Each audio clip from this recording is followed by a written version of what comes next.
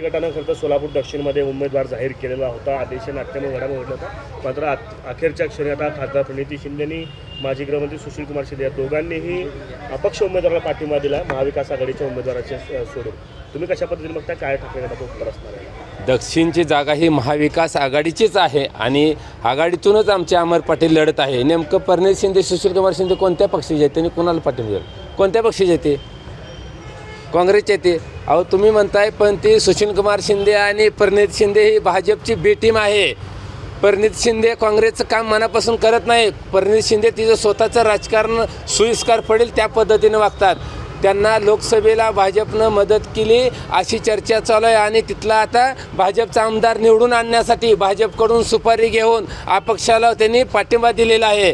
परंतु आम्हाला काही फरक पडणार नाही. सगळ्या काँग्रेसच्या कार्यकर्त्याला देखील सांगतोय, ही प्रणितीताई शिंदे म्हणजे काँग्रेसची बी टीम आहे. प्रणिती शिंदे ही भाजपची बी टीम आहे आणि भाजपचा प्रचार करते. आतून त्यांचं हातमिळवणी झालेली आहे.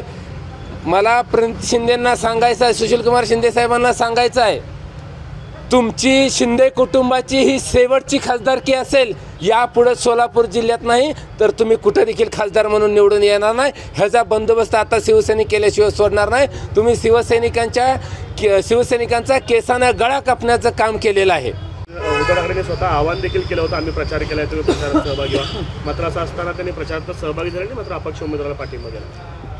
सुशीलकुमार शिंदेनी सोलापूरचा तर विकास काही केला नाहीच नाही, परंतु प्रणिती शिंदे देखील काही केला नाही. प्रणिती शिंदेंना जर शिवसेनेनं मदत केली नसती, उद्धव साहेबांचा आदेश आला नसता, तर प्रणितीताई शिंदे यांना सपनात खासदारकी बघावी लागली नसती. त्यांचं डिपॉझिट जप्त झालं असतं. प्रणितीताई शिंदे खासदारकी फक्त तुम्हाला शिवसैनिकांमुळं, उद्धव ठाकरेमुळं मिळाली आहे. तुम्ही मेहरबानकी मानाय सोडून तुम्ही पाठीत खंजीर खुपसण्याचं काम केलं आहे. पण आमचा तुम्हाला आता सक्त इशारा आहे, यापुढची खासदारकी तुम्ही सपनात बघायची. सपनात तुम्ही आता परत खासदार होणार नाही, ह्याची आता शिवसैनिक दक्षता घेणार.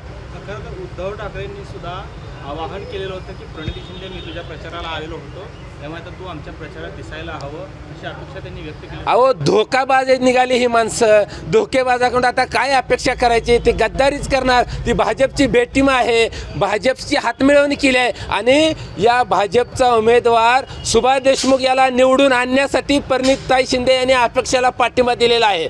काँग्रेसच्या कार्यकर्त्याला आव्हान आहे, प्रणिती शिंदेचा पाठिंबा म्हणजे भाजपला पाठिंबा आहे. भाजपचा उमेदवार सुभाष देशमुखला निवडून आणण्यासाठी त्यांनी पाठिंबा दिला आहे. तुम्ही सावध राहा. आपल्या महाविकास आघाडीचा उमेदवार अमर पाटील आहे आणि त्यालाच भरघोस मतांनी निवडून द्यावं. राज्यात अनेक ठिकाणी ठाकरे गट जे आहे ते काँग्रेसच्या उमेदवारांच्या पाठीशी उभे राहिलेले आहे.